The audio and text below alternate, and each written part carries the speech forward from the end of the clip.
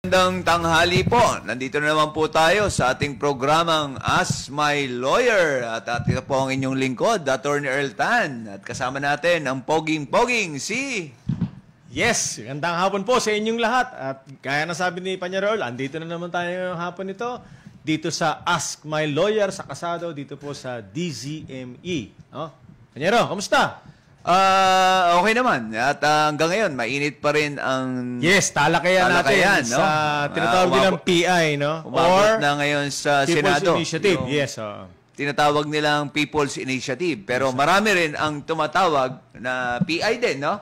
PI, actually, hindi People's Initiative, naging Politicians Initiative. Dahil po yung mga politiko naman po pala ang nag-i-initiate na to amend the Constitution, di ba? Kasi malinaw naman sa mga nangyayari sa baba, no? Ibig sabihin sa baba, sa mga tao na pinapapirma na lang ng without the kalakip doon, no? Yung context talaga ng ano po bang mga specific provisions ng Constitution na gusto nilang paamendahan. At hindi lang yun, Panyero, pag nakalakip ang mga provision na dapat na propose na i-amenda, hindi na po ito pwedeng dagdagan. So kung ano yung pinirmahan mo, at yung mga nakalagay doon, yun na yun. So pag ito sinumiti na sa COMELEC, wala na po pwedeng idagdag. Dahil pag nagdagdag ka ron, meaning yung mga taong pumirma po dyan na 12% ng lahat ng voters ng Pilipinas, no?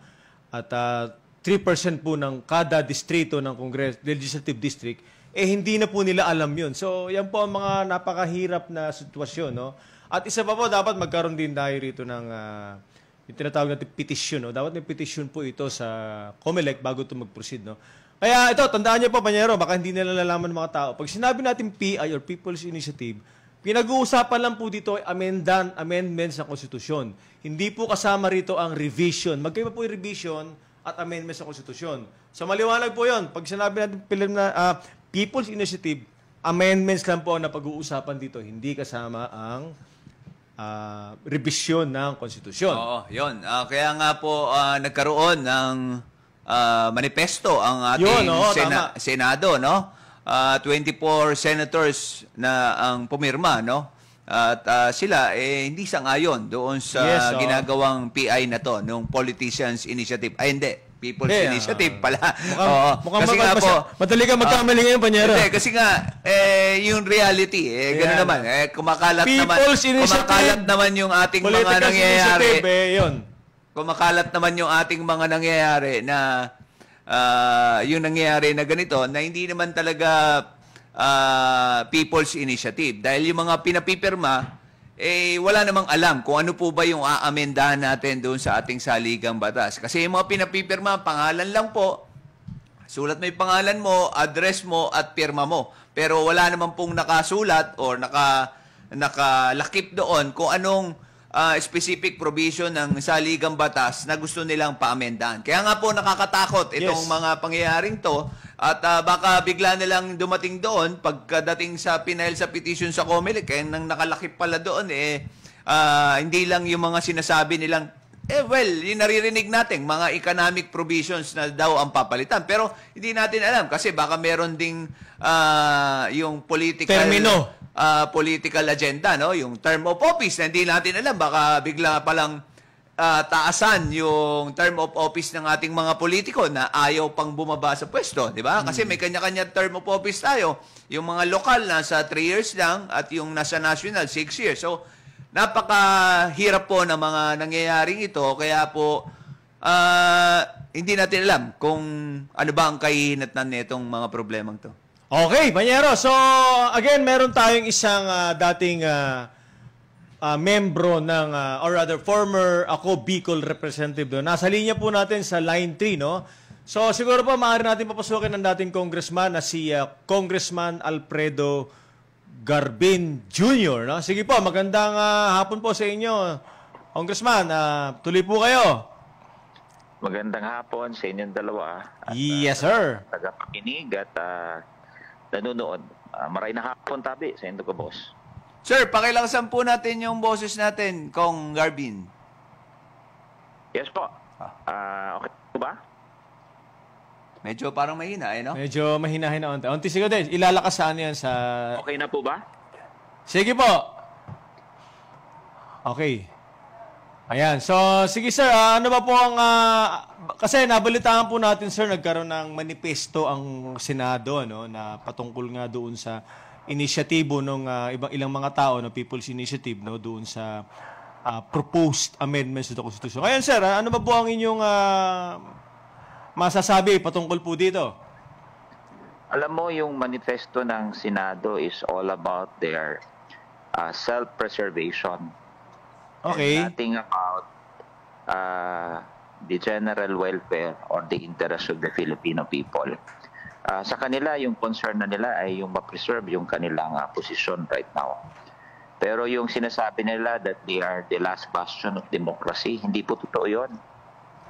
Kasi under the Constitution, and there are 3 modes of amending the Constitution, in the final analysis, ang taong bayan is the final arbiter and the last bastion of democracy. Kasi lahat ng mga proposal na na-approve galing sa CONCON, Constituent Assembly, or People's Initiative, yan po ay iraratifika ng taong bayan sa isang plebisito. So, ang akin dyan, yung joint voting na kung saan ayaw na ayaw nila ay dapat maituloy na. Dahil for the past 37 years and so many amendments have been introduced, proposed amendments. Ako, nung 18 Congress, ako yung chairman ng Committee on Constitutional Amendments. At naipasa namin sa House yung RPH2, yung pag-amenda ng restrictive economic provisions. Pero ang ginawa nila, inupuan lang nila. Hindi naman nila pinapansin. It is always dead on arrival pagdating sa Senado because they never want to, propose or change the 1987 Constitution kahit pangangailangan na at talagang ito ay para sa bayan at para sa ating Filipino people. And therefore, ang joint voting ay dapat talaga ito suportahan ng taong bayan upang yung mga makabuluhang pag-amenda at provision sa ating konstitusyon na hindi na napapanahon or no longer responsive to the needs of time, ito ay mapalitan na. Pero ang nagiging stumbling block talaga palagi ang Senado. Okay. So, Congressman Garbin, ano ba ho ang inyong sentimento doon sa patungkol dito sa nangyayaring People's Initiative? No? Ano ba po ang inyong maibibigay na payo sa mga tao na maaaring maharap po na isa sila sa mga tao mapipiling magbigay ng conformity nila, pumirma sa mga hinaharap sa kanila? Ano ba may inyong may papayo po sa kanila? Para nang po magabayan sila ng kagaya niyong isang dati pong congressman, patungkol po dito, Congressman. Alam mo, may 3 pamamaraan sa pag-amenda sa ating konstitusyon at isa dyan yung People's Initiative. Pero ito limitado lamang sa mga piecemeal amendments. Ang akin lamang dyan ay it's high time na maintindihan natin yung ating kapangyarihan bilang taong bayan. Na mismo tayo, we have inherent and sovereign power to introduce amendments sa ating konstitusyon sa pamamagitan ng People's Initiative. Ngayon, yung panukala na umiikot na pinagsasabing voting jointly ang Senado at ang House of Representatives sa kumbaga propose ng amendments, ito ay dapat natin intindihin. Ano bang objeto nito? Objective is to facilitate the proposed needed amendment sa ating konstitusyon. Matagal na itong restrictive economic provisions. In fact, ang dami ng dalubhasa, marami ng pag-aaral. In the 18th Congress, when I chaired the Committee on Constitutional Amendments, almost all chambers, business group, international investment community are saying na dapat tanggalin na yan because, nung tayo ay nag-ratify nitong 1987 Constitution at inilagay itong restrictive economic provision, ang basis niyan is not practicality but on the notion of, nationalism. And we don't talk about globalization and liberalization in that time, 1987. But right now, we are in the age of internet, digital economy. Wala nang barrier ngayon, and yet we still put that barrier, that restriction, the 1987 Constitution. Until now, 37 years have elapsed. ganun pa rin tayo. And that's why we are ranked as number 1 as the most restrictive economy in the ASEAN. And in terms of foreign direct investment, pampito tayo. Tayo ng Vietnam, Indonesia, Malaysia. And number 1 is Singapore because they have this open economy where they have all the big businesses, pati na yung oportunidad sa trabaho. Kaya ang nangyari sa atin na exporter tayo ng mga OFW kasi patungo yung mga OFW natin doon sa ibayong bansa na kung saan open ang kanilang ekonomiya. So yan lang aking papapayo. Intindihin natin kung ano ang kahalagahan at benepisyo na idudulot dito sa ating bansa. Kung Attorney Tan po, no? May katanungan lang po ako, no? Kasi siyempre marami po na People's Initiative nga po. Marami po tayong mga kababayan na pinapipirma po nung yung nilalagdaan nila through yun nga yung pong kumakalat, no, sa ating mga kababayan. Pwede bang malaman namin, no, para rin sa kaalaman din ng mga taong bayan, ano po ba talagang specific provisions na gusto pong i-amend dito? Alam mo, this is born out of frustration ng taong bayan. And ako bilang isang petitioner at bilang former chair ng Committee on Constitutional Amendments, ang pinapanukala natin dito ay doon sa amendatory provision ng ating konstitusyon. Na kung saan pag nagtawag ang Kongreso ng Constituent Assembly sa pag-propose ng pag-amenda sa konstitusyon, they will vote jointly instead of separately. Kasi ito nga yung nagiging stumbling block, yung interpretation and that ambiguity or the infirmities in the interpretation of our present constitution. Palagi itong ginagamit, whenever-ponize ito ng Senado. At sa interpretasyon nilang voting separately, talagang walang nangyayari. Palaging dead on arrival yung proposal doon sa Senado. Ay ngayon, wine-weaponize na naman ulit nila. Ang sinasabi nila, pag hindi nagtigil yung People's Initiative, hindi sila gagalaw dito sa pangangailangang pagtanggal ng restrictive economic provision dahil ang sabi nila dapat voting separately. So,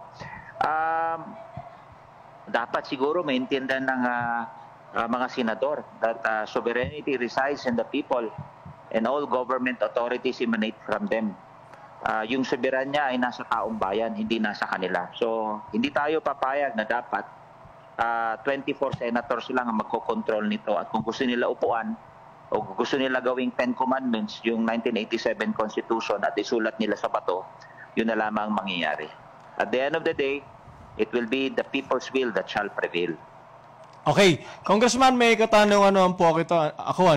Ngayon, ang na-discuss po, natanong po ni Panyero Earl nga tungkol dito, ano ba yung mga gustong probisyon na i-amenda. Ngayon, nabanggit niyo po, sir, na particular doon sa yung tinatawag natin voting separately ng Congress, no? Voting jointly ang gusto. Voting jointly, no? May either boboto Kongreso, House of Representatives, o boboto ang Senado, magkasama ba sila o hiwalay? Okay. So, yan po yung na-explain nyo na isa sa mga aspeto ng tinatawag nating maaring i-amenda. Ngayon, sir, ang tanong ko naman po, doon po kami particular doon sa ano ba pong restrictive economic provision ang nakikita nyo, specific po na dapat na maaminda, masilip natin, maribisa, para naman, alam niyo yun, para pag ito'y maaminda, maaring sa pananaw ng mga nagsusulong nito, na maaring umusod ang ating ekonomiya ng maayos at mabilis. Ano po yung mga sir yung tinatawag nyong restrictive economic provision ng konstitusyon na sa tingin nyo nararapat na iaminda? Sir? Alam mo, Article 12, 14, and 16 ng ating saligang batas, meron dyan restrictive provisions pagdating sa pagnenegosyo sa mga dayuhang namumuhanan in the exploration, development, and utilization of our natural resources. Palagi dyan 60-40. And therefore, we were forced to, depend on those exploring Filipino businesses that are undercapitalized. Kaya makita mo, ang daming violations sa environment. So in the exploration, development, and utilization of our natural resources, might as well open it to those reputable companies that would like to engage in that sector of our economy. Malaking sektor ng ekonomiya na napapabayaan na sana that will contribute to the revenue generation ng ating bansa. Nandiyan yung edukasyon. Alam mo yung edukasyon, obsolete nitong provision na to. Nasamantalang we have an open campus, a remote learning. Kaya nga, yung mga yayaman dito sa ating bansa, pinapadala yung kanilang mga anak mag-aral sa Harvard, mag-aral doon sa Wharton. Samantalang, if we open up our education system, especially the tertiary education, dito sa mga institusyon na ito, mas makakatipid pa yung ating mga kababayan na gusto mag-aral doon sa magagandang eskwelahan. Like Singapore, Hong Kong, inopen nila. And that's why ang kanilang workforce are really educated in those top caliber universities. Mass media. Alam mo yung mass media, pag open mo ng cable television, nandyan yung BBC, CNN, Al Jazeera. So why would you prohibit the entry of foreign investors investing in the mass media? Samantalang, dyan nga sa cable television natin, available na yan lahat. Even foreign publication, you can buy it in a newsstand sa lahat ng malls. So ano pang pinuprohibit natin dito na samantalang nakapasok na sa atin? And even lands. What's wrong with foreigners owning lands in the Philippines? Madadala ba nila yan sa ibang sa kanilang bansa? While we Filipinos can buy lands in America, even hectares, even agricultural lands there, kahit bahay, lupa, bakit dito sa Pilipinas? What we want here is economic freedom. Hindi yung sinasabi natin na Filipino first, nationalism, pero wala naman trabaho at walang oportunidad sa ating bansa. So yan ang ating pinaglalaban dito. Is to provide more opportunities through the entry of capital in our country that will generate the much needed job generations and at the same time, the expertise in the transfer of technology sa ating bansa. Yan ang pinumpisa ng Singapore. When we closed our country in 1987 Constitution, yung atin naman na karatig bansa ay inopen na naman yung kanilang ekonomiya at tayo ay naumusan na at tayo ay kulelat na ngayon. Okay. Yes, oo. Sana, kasi kung may katanungan ulit ako, Kasi yung nakikita ko po kung yung mga may pino-forward din sa akin, yung mga pinapipirmahan doon sa ating mga kababayan. Meron ako nakita doon yung proposed amendments which is yung voting jointly, Pero kung bakit yung mga ibang provisions, lalo na yung sinasabi niyo pong economic provisions or regarding education or the mode of acquiring lands, ba't hindi po naisasama doon sa yung pinapalagdaan para naging maayos po yun? Alam mo, ito lang yung pwede natin isingit doon sa People's Initiative. As I have said, 3 modes in amending the Constitution, and under the case of Lambino, you can only use People's Initiative through piecemeal amendments. Pag dinagdagan mo pa yan na maraming provisions, magkakaroon ng interpretasyon na baka revision na yan and magiging unconstitutional na naman yung People's Initiative as what happened in the Lambino case. So, gusto lang natin tanggalin yung balakid, yung hadlang nung interpretasyon na kung saan nagkakagulo ang House at Senado. Na yung Senado palaging, hindi, voting separately. And then they weaponize it at nagiging roadblock sila. They are always the stumbling block. And we as proponent of this People's Initiative stand that no one house, not even the Senate or the House of Representatives, should be a stumbling block, in proposing and amending the Constitution and removing those obsolete provisions that are no longer responsive to the present time. So it starts with this one. Pareho tayo abogado, kayong dalawa, tandem. We all understand that a People's Initiative cannot be used to introduce or revising the Constitution. Only piecemeal amendment. And that's why a one-liner proposal is this one. Because this is the stumbling block and this is the solution to the stumbling block na kinakaharap ngayon ng Kongreso. Okay, Congressman, salamat po. Congressman, may katanungan din po ako, patungkol doon, follow-up doon sa katanungan ni Panyero Earl, na nabaayon nga sa mga nabasa na i-forward sa kanya na kasama dito sa pinapapirmahan ay yung voting jointly. Now, nabanggit nga ni Panyero Earl na hindi pala naisama, correct niyo po ako, sir, kung mali ako, na hindi pala naisama yung tinatawag nating restrictive economic provisions. Na, although under the Lambino case, sabi ng Supreme Court na dapat included na lahat kung ano man yung i-aaminda natin sa Constitution by way of People's Initiative, yung mga proposal, whether ito may maliit o malaking proposal amendment, dapat kasama na sa pinapapirmahan at nakalakip at nababasa na ng mga tao. Ayun po, Sir Garbin, ang katanungan ko po dito sa follow-up no kay Panyero Earl nga na kung hindi po, ngayon, i-correct niyo po kung mali po ako. Kung hindi po kasama yung restrictive economic provision na ipinupropose na amenda, sa makatuwid ba, sir, isasama lang ito pag naayos na pag na-approve na yung People's Initiative, and then pag naayos na, tsaka lang isasama itong restrictive economic provision, o kasama na po siya sa ngayon pa lang, para pag naipasa na po ito, wala nang madadagdag doon sa tinatawag nating proposal na isasubmite sa people by way of yung ratification plebiscite na para maratifikan ng mga tao. Sir, well, ganito ho yan. Sige po. Yung ating lamang ay to clear the stumbling block. Ano yung stumbling block? Ano yung ambiguity? Ano yung infirmities in the interpretation? Yung voting separately and voting jointly. So once and for all, i-clear natin yon. Ito na yung taong bayan nagsasabi, voting jointly dapat. Ngayon, pag naaprubahan na yan sa plebisito, yung voting jointly, wala nang hadlang sa Senado at sa House of Representatives na ipagpatuloy na nila yung pag-amenda sa konstitusyon ng restrictive economic provisions. Dahil sa ngayon, nakapinpin na yan sa Senado, matagal na yan inupuan. And there's no reason why the Senate should continue to sleep on their job. They have to do their assignment or their homework. And right now, inuupuan nila because of that assertion na dapat voting separately. And that's their weapon. So once maklear yung ambiguity na yan, wala nang rason. And then at the call of the Senate President or the House of Representatives, they can now convene as a constituent assembly and proceed with that amendment. Iyon.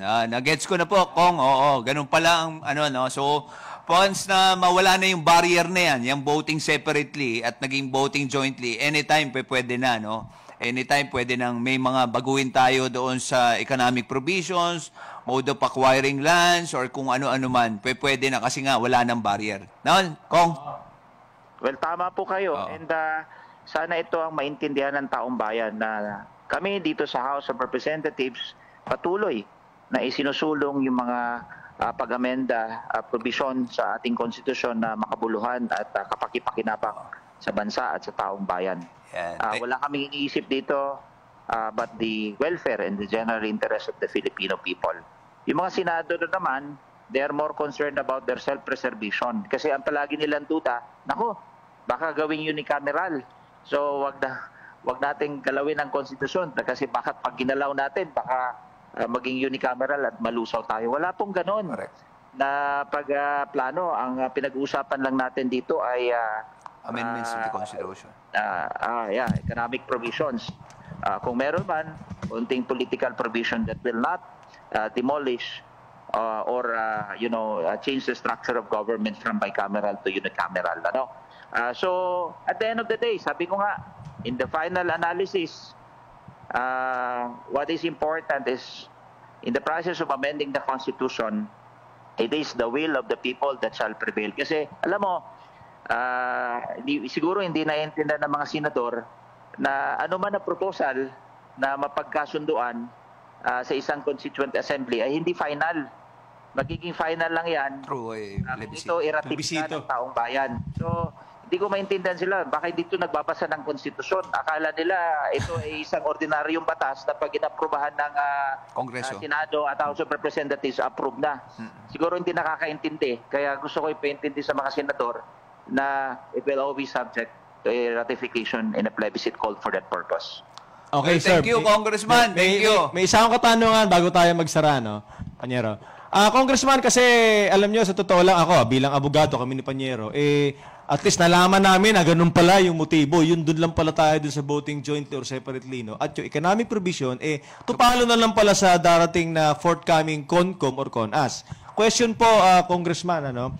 Kasi, alam nyo po, kami nga abogado, siyempre, alam naman natin ang konstitusyon, naguguluhan kami doon sa ano ba talaga yung motibo, gano'n. Ngayon, ang tanong ko po doon sa aspetong yung naguguluhan na yan, ano, nagkaroon ba po kayo ng kaukulang yung tinatawag nating tamang propaganda, no? Propaganda sa mga tao, no? Educational forum, symposium, at para po naman nalaman ng mga tao na bakit po ginagawa itong pag-attempt na amenda na konstitusyon by way of this people initiative. At doon lang pala particular doon sa tinatawag nating voting jointly or separately. At yung economic provision ay to follow na lang pala yan sa pagka nagkaroon ng CONAS or CONCOM. No? So ang tanong ko po doon, sir, maulit ko po, nagkaroon ba ng, alam mo yun, yung tamang informasyon sa mga tao upang sila po ay ma-educate at sila ay malinawan, no, sa anumang intensyon na pag-aminda ng konstitusyon. Sir. Well, magandang katanungan. And in fact, kami nag-umpisa sa Albay, was invited by the League of Municipalities of Albay, na kung saan 15 mayors were present to conduct a lecture on the proposed amendments sa ating saligang batas sa pamamaraan ng People's Initiative. And alam mo, ito ay yung defect sa Lambino case ay pinag-cure na natin dito. Kumbaga, in-address na natin. Why? Kasi lahat ng signature sheet nakapalaman na doon kung ano yung proposed amendment. So, walang rason na kung saan pagpirma ng ating mga taong bayan, ng registered voters, ay hindi nila naintindihan kung ano yung kanilang pinipirmahan. And in fact, sa aming probinsya, was all documented. Before the signing, meron na short lecture at nandoon maipagpupulong upang maintindihan ng taong bayan. Hindi pwedeng hindi pumirma o hindi pwedeng pumirma na hindi naintindihan. Dapat naiintindihan talaga. So, sa question mo na mayroong pagpupulong, meron. Sa question mo na naiintindihan ba, dapat naiintindihan dahil on its face, in the signature sheet, stated therein kung ano yung proposed amendment sa ating saligang batas. Well, thank you, Kong, regarding dun sa ano, no. Well, totoo po 'yun, Kong. Kahit ako nalinawan ako doon sa purpose pala na itong People's Initiative. Kasi beforehand, hindi ko rin naiintindihan bakit hindi sinasama yung mga economic provisions na gustong amendahan. So, yung pala ang purpose. So, para mawala na yung barrier doon sa hirap, no, na makuha yung voting separately, yung quorum ng yung sa Senado. Oo. Para nga naman mapabilis natin yung proseso doon sa amendment sa Constitution. So maraming salamat po, sir. Salamat po sa inyo, Congressman, sa paliwanag sa amin sa mga nakikinig. Salamat, and sana po matulungan nyo kami bilang... Makakaasa po kayo. Makakaasa po kayo, sir. Opo, walang problema. Salamat po and magandang hapon. Magandang hapon po. Well, okay. Tama talaga si Kong. Ako, pare, to be honest, hindi ko... nakikita ko kasi parang may mga lapses, no? May pagkakamali doon sa mga kumakalat, 'di ba? Kasi ang problema naman dito sa atin, well, sana naman yung ating mga politiko, kaya nga tinatawag na politicians initiative to before, 'di ba? Marami nagsasabi that hindi people's initiative, politicians initiative. Ang problema po, sana in-explain sa tao. Ako naiintindihan ko ngayon. Di ba? Well, ako sang-ayon din naman ako doon sa mga amendments sa Constitution, lalo na sa economic provisions, no? Sa regarding dyan sa acquiring ng lupa ng mga foreigner, sa social media, pagninegosyo. Sang-ayon ako dyan. Ang problema lang, ang di ako sumasangayon doon sa proseso. Tama, pero sa ngayon, na naiintindihan ko, no? the reason pala kaya gusto nilang amendahan, no? Through people's initiative. Ang purpose naman to amend the Constitution, isa lang ang purpose. Yun nga, that the Congress be allowed, no, yung voting jointly. Jointly, Oo, jointly na lang. Hindi na po yung separately. Kasi yung separately kasi ang hirap, makukuha ka ng 2/3 sa Kongreso, sa Congress, and at the same time, 2/3 sa Senado. Doon siya palaging nahihirapan. Kasi yung laging dissenting opinion, di ba, ng Senado. Kaya po hindi matuloy-tuloy yung mga pag-amenda sa batas. So ngayon po, pag na-amendahan yan, yung specific provisions na yan na voting jointly, so definitely, isang boto ng Senado, parang isang boto lang din ng Kongreso. Di ba? So, ilan ang membro ng Kongreso? If I'm not mistaken, 300 plus yan eh. Kasi let's say 300. So magiging parang 324 lang. 2/3 of 324. So unlike before, kailangan mo kunin ng 2/3 ng House of Representatives, kukunin mo rin yung 2/3 ng Senado na voting separately. Kaya nahihirapan po yung ating Kongreso.